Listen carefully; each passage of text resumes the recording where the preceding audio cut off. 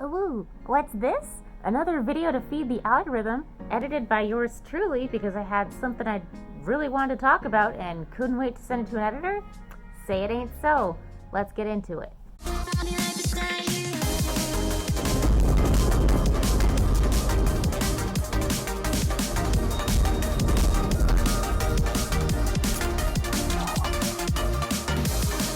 So as you might have noticed from my past couple videos, the last one looked like shit. That is my bad. I'm very sorry about that. You might have noticed that I've been a little on the angrier side. I've been a little snippy lately.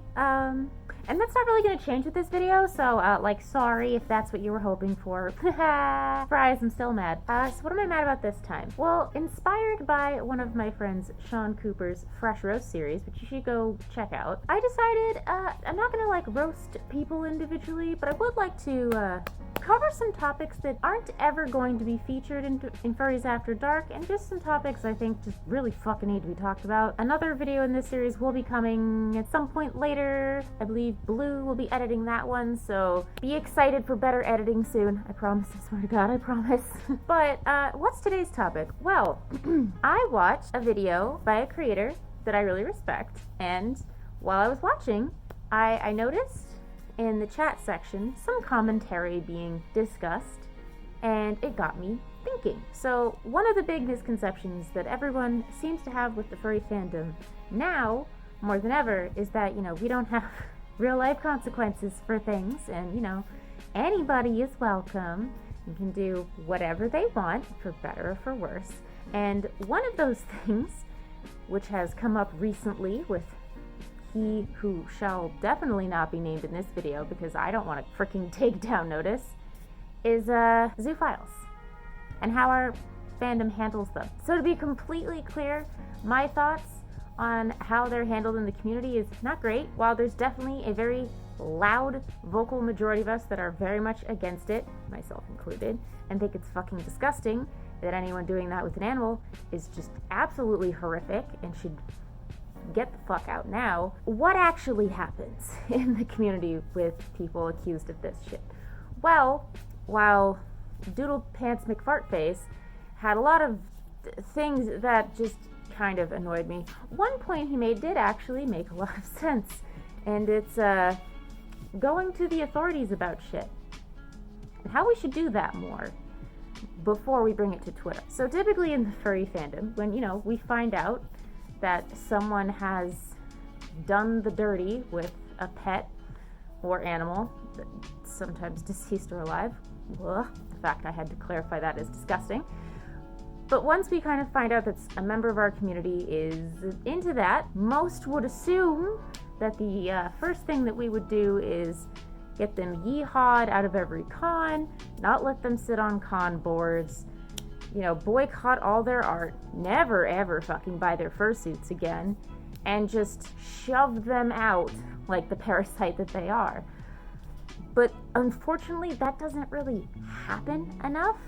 And this is what makes me angry. As someone who likes animals, not like that though, and enjoys having a character that is animal-based because it's a headspace thing. I get to not be me for a few minutes and I can just chill. It is super duper frustrating that so many people outside the fandom still see us as that. It's really disappointing because most furries I have talked to, just around the space, are not into that, find it disgusting and deplorable, and yet when we find out that someone has done these things, it doesn't really seem like that news changes much of anything, unless authorities are contacted and arrests are made, and then shit actually happens. So what kind of annoys me and really gets my goat is this idea that zoophiles are welcome in the fandom. They are not. They are absolutely not. This idea of oh, we really care about animals because, here's some cockamamie bullshit we thought up, ha ha ha, animals can consent. No. No, they can't. And that is disgusting, and you should be ashamed of yourself. And it really gets to me because while I am, pretty publicly a furry and have a suit and make content and I'm out there, I gotta be honest, because shit like this happens all the time, it makes me not want to tell, potential employers about my interests or tell family members about my interests. I mean, my family knows now, they don't give a shit. But it makes me not want to say shit because there's always been this association that we're totally fine with everybody, including the terribles. And one of the terribles we're discussing today is fucking zoophiles. And it just, I know that when you have a community that is very animal based, there are sure to be people who take, that interest way too far. But the number of people that do that is not as high as some people think it is, and it is not as accepted as some people think it is. And that's what really makes it frustrating because, just trying to be a content creator on YouTube with one of these for my comfort can sometimes lead to the usual bullshit of, furry, kill yourself. And it's why? You're oh, because you are animals. And it's actually, no. Actually, no, I don't. I have a partner who is a human. That's who and I have a great time doing that, and that is fully consensual, and that's what I do in my free time in the bedroom. Not hurt animals. Most of us don't. Most of us find that fucking disgusting, like anybody else would. And it's just frustrating because instead of just fading off into obscurity and fucking off into a different dimension, or hey, splitting off into a separate fandom that we can all just collectively ignore and maybe get arrested if they take it too far, some furries have brought it upon themselves to be no, actually, we are totally welcome in the fandom because we super love animals. And it's no. Even using a charity to deflect wrongdoing is just disgusting to me. Being see, I love animals. Look at all these charities I've donated. Sure. I've also donated to a bunch of charities. But that doesn't really disqualify your shit behavior. If I were to do something fucking awful, I don't think the fact that I've donated I don't remember how much money I've donated at this point to a certain association or a certain fund really forgives anything bad I've done. If I were to do something fucking horrible, the fact that I donated $100 to the Red Cross does not absolve me of jack shit, and it doesn't absolve them of jack shit. In videos that Archive the Wolf has put up, some of these other examples have come up, wildlife being one of them. I wasn't gonna name people initially, but fuck it, I don't care anymore. Things like wildlife, who, by the way, did admit to doing everything. That's a thing. They admitted to everything. The fact that people were still fucking buying wildlife suits when we first found out that all this shit had happened just blows my mind. If you find out that someone is just into the most heinously disgusting shit, furries, why are we still allowing this to go by? I know sometimes art be really pretty, suit be really cute, but what are you saying with that, money you're putting into a person? Even when someone's well, I'm not into that, I just like their art.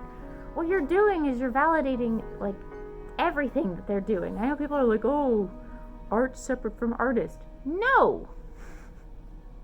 When their foothold in the community is very much based on their clout as an artist or a fursuit maker or a content creator, someone I'm not going to name because I don't want to get a freaking takedown notice, you subbing to them, watching them, following them, buying their shit, putting money into their Patreon, is validating that really shitty behavior.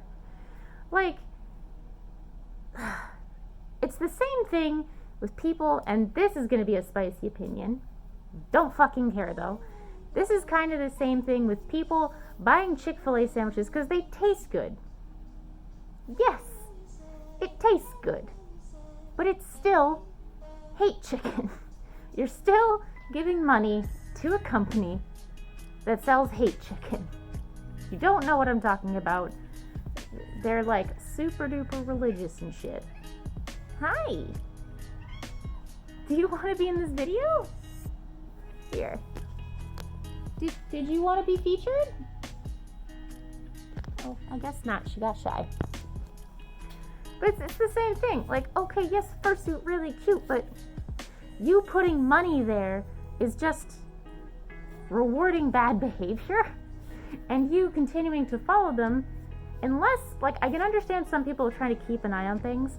You know, people who, like, do reporting or do content based on, like, reporting on shit. Like, I get when T channels, like T-spill channels, I get when they're still following someone shitty because they're trying to keep an eye on it so they can quickly screenshot shit before it gets deleted. Okay. But, you know, continuing to follow, like, subscribe, all of that shit to people who have, you know, been in many ways proven to be disgusting human beings, you're still rewarding that bad behavior. What you're contributing to is our entire fandom having to pay the consequence of this person still thinking they're A-okay and being like a perfect little figurehead for the fandom, when half the shit they're into and they stand for is not aligned with the fandom's ideals. And it just hurts the fandom worse. It makes it harder for people to enjoy their interests. It's one of the big reasons I don't show my face and I don't use my legal name. Because God help me, if I ever got doxxed by Kiwi Farms, there would be jack shit on me except for that one time that I said the word ratchet, and like that's maybe it, and I've apologized for that, and I realize it's bad, but like that's it. They wouldn't find much. But a potential employer seeing furry fandom and what's happening now and being like, oh, you're one of them? Do you have any idea how frustrating it is to explain to someone, actually, no, I wear costume because costume fun, but I don't do the thing you just read about or the thing you just saw in all these videos on YouTube that have been cropping up lately. That's not me. The more people that try to also make glorious comebacks after they've, you know, had that shit happen, it just makes everything so much harder for everybody who's not a piece of shit in the fandom. You know what I mean? It just makes it so fucking difficult. And, like, at least now, what's nice is I can tell who to immediately block because they have this stupid little squiggle in their username or somewhere in their bio. Like, that just makes it so much fucking easier. Because I can be like, yes, you are an animal abuser. Yeetus, deletus, do not want to associate with you. Ugh. No. But in terms of, like, things that can just get the fuck out of the fandom, I think one of the first things we can solidly give the biggest, hardest, most aggressive boot is zoophiles. And when I say the boot, I don't just mean like blocking on Twitter. I don't just mean like not watching videos. If we found like evidence that someone has done super bad with animal, send it to the police, get them arrested, get them yeehawed the fuck out of the fandom and society for that matter as fast as possible. Make sure you have good evidence, of course, duh. But like if we're gonna be serious about this, guys, we're really gonna kick people out of the fandom. On the topic of today's video, zoophiles, might I suggest compiling a big honky Google Doc, sending it to authorities, and then once everything has worked, like, you know, they get arrested, then feel free to celebrate on Twitter and cancel them into the blue yonder. Then go absolutely hog wild. But don't do that first, because then they can delete evidence. We saw that happen with one person, not naming names. But I have my suspicions that if everything hadn't gone to Twitter first, they wouldn't have had time to scrub all their devices. That's all I'm saying. So if we're gonna take this seriously, let's actually take it seriously. Not like actually kick them not just out of the fandom, but society, and then we can go to cons and enjoy ourselves because we won't be in the presence of dog boinkers. That's been today's video. Bye!